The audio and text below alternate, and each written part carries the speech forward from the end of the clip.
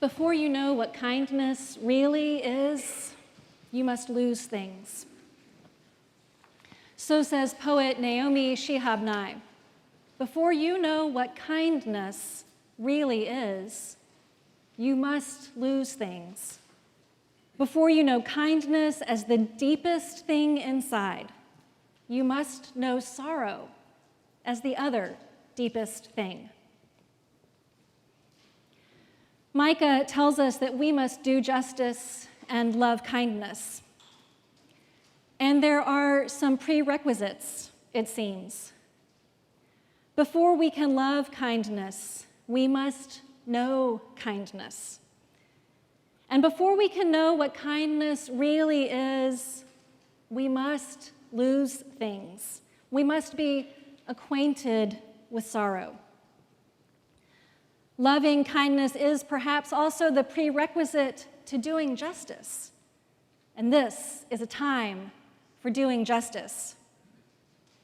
Like it was a time for doing justice last year, and 10 years ago, and 100 years ago, and 1,000 years ago, and if Micah and his peers are to be trusted, so it was also the time for doing justice 2,500 years ago, which is to say, it's always time.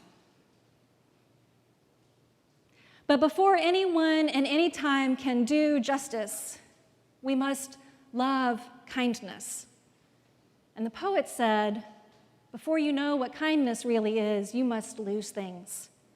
Before you know kindness as the deepest thing inside, you must know sorrow as the other deepest thing.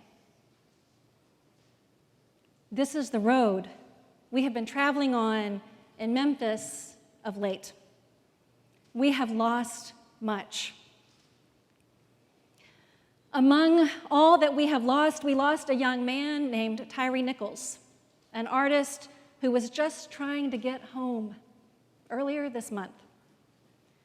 For some of us in this loss, we also lost the scales over our eyes, showing us a world of violence and brokenness that we had not previously known.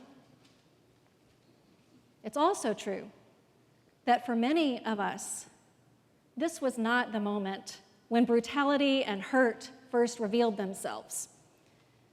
Some of us already knew all about it, and we were already grieving and sorrowful for the toll of sin and cruelty that threads our homes and our neighborhoods, our city and our world. Before we look for kindness, we must look closely at the sorrow and the pain. Maybe for you, this meant watching minutes of a grainy video. Maybe for you, this means looking at your own scars. Or this means rubbing that old place where you feel the ache of death and dis-ease. This means reading the news for the embedded narrative of cold power and injustice. Before loving kindness, this means sitting in profoundly uncomfortable conversations and in profoundly uncomfortable silence. Before we practice kindness, you and I rehearse all that you've lost, all that I've lost, all that we have lost, grieving all that is gone, grieving alongside God, who is confounded at our lostness. In how many ways and how often do we forget that God brought us up out of the land of Egypt and redeemed us from the house of slavery? Before we know kindness, we must look around at the desolate landscape and acknowledge how lost we are, even in the promised land. And then kindness. It might seem like kindness is not enough for this moment, but be clear that Micah isn't talking about a namby-pamby kind of politeness. This is not about being considerate and holding the door for someone behind you. This is hesed. This is loving kindness, and it is robust and muscular. It means great mercy, faithful commitment, inconvenient compassion, and a zealousness for the well-being of the other. Micah means, I think, that kindness is the deepest thing inside. What is good, O mortal, is a deep and rich kindness that is the foundation of justice. When genuine affection guides our actions, when understanding the story of those on the road home with us shapes our steps, then justice begins to look like something God might have dreamed for us. Then justice looks more like mending what is ripped and torn with tender stitches, precisely because we know what it's like to be torn to shreds. There's another window on this kindness that preacher Edwin Johnson opened for me a week or so ago while I was sitting at a conference trying to mind my own business. He said, this kindness is ultimately about recognizing a shared likeness. Kindness, he said, in that we're all the same kind. We confounding mortals are so much alike. Our stories so interchangeable. So much the same kind of fractured and beautiful creatures, so much the same kind children of God. We're the same kind, you and I. And we look at sunsets and wish we could capture the grandeur. We're the same kind. We're all just trying to get home to share a meal with someone who loves us. We're also the same kind of people who don't know what to do with our anger and our fear. We're the same kind of people who lash out in violence with words or with fists. We're the same kind of people who abuse our power, whether we have a little or a lot. We're the same as the kind who come to church and the same as the kind who march across bridges. We are the same, y'all. All the same kind of people, all a little sorrowful, all a little lost. Before you know what kindness really is, you must lose things.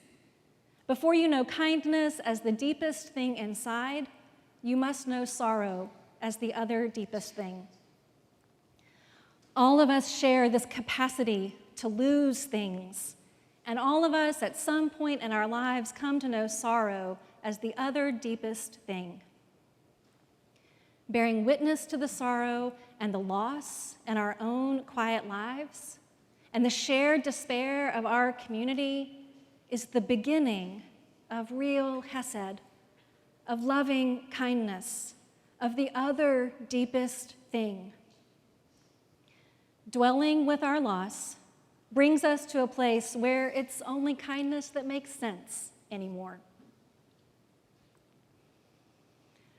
So if you've spent any time this week grieving, or this month, or a good bit of last year, or some stretch of your life, and feeling overwhelmed with the size of sorrows born in our city, you're doing the hard heart work from which kindness grows.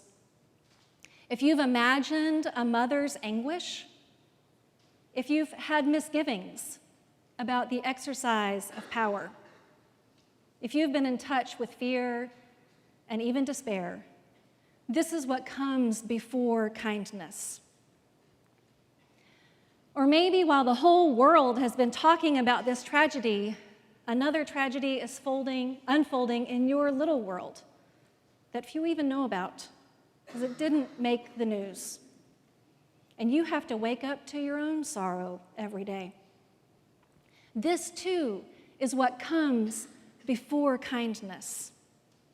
This presence to pain is what shapes us to be more merciful and forgiving. This is what precedes a deep curiosity about how things could be different.